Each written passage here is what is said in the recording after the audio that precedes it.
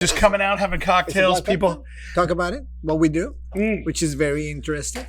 This is awesome. And it will save me a lot of time because everywhere I go, people ask me. Oh. And then I don't have time. This, people can tune in and talk about it.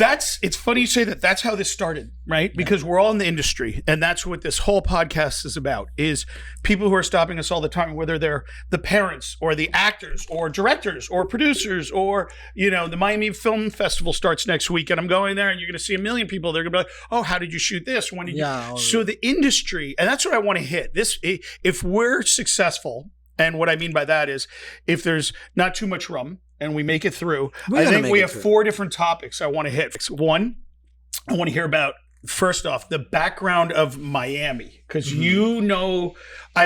used to be a place everything was filmed. Then I want to get into kind of agents and the industry. Then I want to talk about parents. And the role, because I know you deal a lot with it. Do we have enough time? I don't think that's what I mean. I would think we're going to run out of rum. And then the last one was stories from a casting director. So you are without a doubt the preeminent. Let me back up. I was going to say in South Florida, but it's even bigger than that because you're in LA. You're everywhere. You've been doing casting, but and when I say that, it's not just casting. You go to a 500 square foot room. And that's, people call them a casting. You're not casting. You have a very large place, downtown Miami. You know everybody. I know a lot of people. This man knows everybody. That's why it's a challenge to get him out here. So, and I know him. And I know Victor. Well, that's only going to get you a drink. That's all that's going to happen on a podcast. And in a podcast. So give me, for those that don't know, give us a little of your background. How'd you get started? You know so much about this industry. So very funny you said that because the way I started was actually by accident. And it's a true story. I was going to school for production. I thought I was going to be, behind the camera and directing and doing the stuff. Never casting. In my curriculum, it was never talk about casting. If you go to college, nobody talks about casting. That's something people don't. True, right? You don't go to. Nobody goes to FIU and go like, "Can I study casting?" No, and it's so critical. It's critical. We master almost every part of the production. If you don't have talent, you don't have a production. It's very simple. If you don't have a singer, you don't have a production. So I was about to graduate, and somebody say, "Hey, do you want to do castings?" And I was like, "I don't know what it is." And it's like, "Oh, you just." And I'm gonna tell a true story because this is true. This is true. This is everybody. That's what I told them. Real. This is 100%. I went to and I said, "Well, production. What do I have to do?" And the person told me, "You have to just record people acting."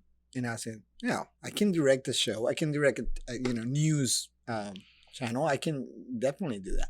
And my first job, I will never forget. I'm not gonna say the name, but it was some kind of peanut butter commercial. And I remember there was a bunch of kids, and we're talking about 15 years ago, 20 years ago now. And I was with the old camera, with the VHS camera, and I was like, "Oh, what do I have to tell these kids what to do?" And I got through that. And then when I come out of the hallway to see my next, obviously you do it by time. So it was an hour of kids. They finished with the kids, and I opened the door, and it was literally a line of 50 models on bikinis. And then I said, "Check, please." I said, "Wait a minute.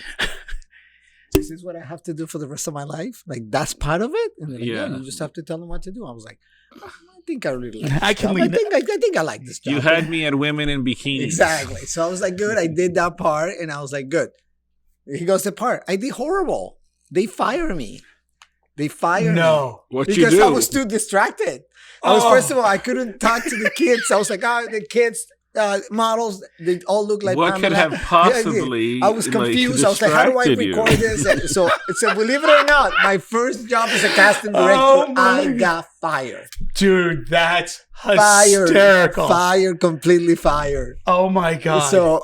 So I was like, well, okay. So, the person said, listen, I can't hire you because you ruined my casting. And I was like, but I didn't know, because the truth is, in my defense, I didn't know about how the casting was done. To me, it was presented really like, you do this. And I was like, so it drove me crazy for a little while, because it was frustrating for me that I was like, just graduating. I'm like, I can't this is so simple. How can I? So after hitting myself and be like, okay, then I went back to the person and I said, hey, can you give me another chance? He's like, no, I can't give you another chance. You cost me a client. I said, oh no. And then I said, you ready for this, for the people out there trying? I said, how about I work for you for free? And he says, you want to work for free? And I said, yeah, I want to work for free. I will come here every day and I will do castings for free. You don't have to pay me. And for 4 months, I worked for free learning how to do casting. Because you're right. There's no way to... Because you can't teach. It's different than you know how to set up a camera, white balance. All the beautiful things, but talking to talent and figure all that stuff, nobody teaches you that. No. So I did, and I started going every day from 8 a.m. I will be there, and the guy would be like, are you sure? And like he would look at me, what are you doing here? It's 8 a.m. I'm like, I'm here. And I will set up his studio, and I will set up everything.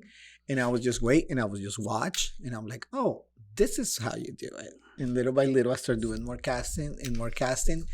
And you know what? Next thing I know, 6 months later, I was sitting right in front of Al Pacino doing a casting show.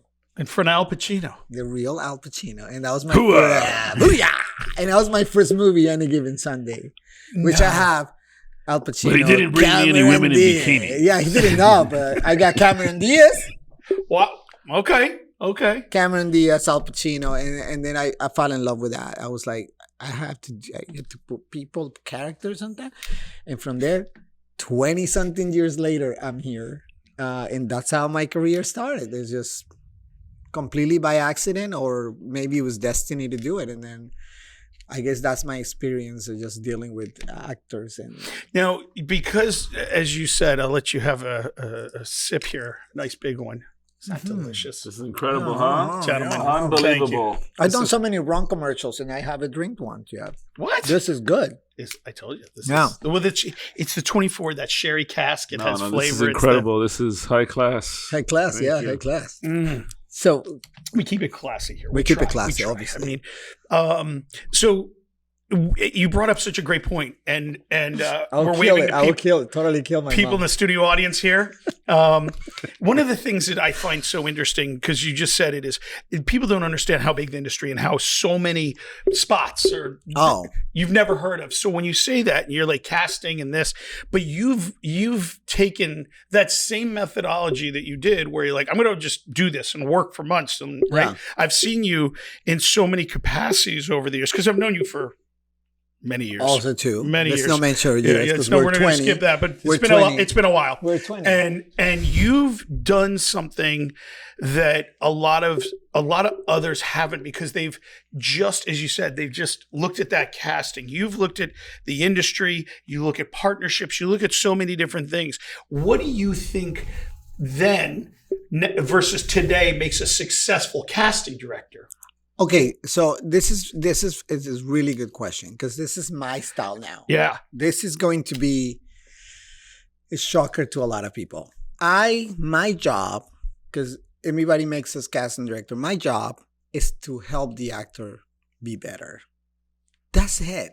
I'm not anybody special. In through the years, like if you ask the actors, when somebody walks into my room, it's not about me and they're like, oh, Carlos, and oh my God, you're here. It's about when I see somebody in the satisfaction that they say, Carlos, I booked this job, and that's a great feeling. It goes but it goes deeper in that, because you create a relationship with the actors, and when the actor comes out to you and it's said in a very honest way, like, Carlos, I need money, or I'm in some kind of trouble.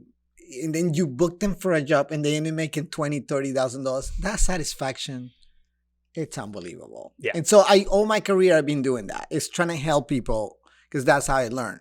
So it's not about like, oh, Carlos is there, let's not shake his hand because he's casting director. It's about, that's what we do.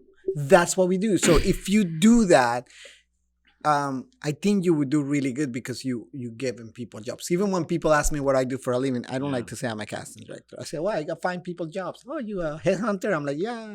Interesting, because that's, and that's what happens. I think, because we're target, obviously everybody's watching this, we hope, right? But the reality is a lot of people are watching this podcast. The goal of it is to get the real truth. None of the bullshit. None of the, everybody's got an angle. That's why I like having multiple people here. Even back there, they call us out if there's bullshit. Yeah. So with that same thing, I remember the industry back in the 80s where it's casting director. You're like, oh, you don't even, you're don't scared. Make eye contact. Yeah, don't look them directly in the eyes. And then, or don't wear that perfume or cologne. That's a story for another day. That's an inside joke. Sorry. Sorry. I don't know. Anyway, hey-o. I went too close to home. Exactly. There's a tickle. But the reason I bring that up is I look at it my way as a director. My job is to get your best performance. That's it. And as director, casting director, and they're coming in. You already have the client. You already got the client. You're now just picking the best talent. So if the talent comes in, they feel comfortable. You're warm and but so much of the talent. Give me some of those stories. All right. So this is another thing people don't understand. When the client called me, and people always ask me this in castings. When I tape somebody and then, do you think I did good? And I'm like, I'm sure you did really good. And they go, are you sure? And I tell, if I send a bad casting, they're not going to call you. Yeah. They're going to call me because that's what they pay me for. So my goal is to make you perform unbelievable. You can try. There's people that unfortunately cannot perform. And then you can try. And that's the part when it gets a little tricky because you don't have a lot of time. You have 100 people out there. Right. We schedule, you have 5 to 10 minutes to help somebody to do it. And then if you don't, that's what some people don't understand. Yes. There is a schedule that you have to hit to a certain amount of people you have to see at a certain amount of minutes. Okay, because the client is paying for a certain amount of time, right? So you have to see 200 people in 2 hours, or in the math. In a day, and do the math. So for me to send a bad casting, and that's when people say, "Oh, but you don't like me." No. For me to send a bad casting, I don't go home and like, oh, let's see what he says. No, I know I'm gonna be in trouble if I don't show them good actors. If I don't make them perform well, I cannot tell my client, oh, listen, you wanted 20 people, but here's 5 good ones. He's gonna be like, no, because clients are really hard. You in the industry, you also know if you present bad actors, they're not going to call the actors and tell them their sucks. They're going to call me and tell them, like, what are you doing? They'll be like, oh, you only got me 5. I needed, give me some better. And you cannot direct. And again, we deal with a lot of pressure because you deal with directors. Yeah. You have to know their visions. You have to read their treatment.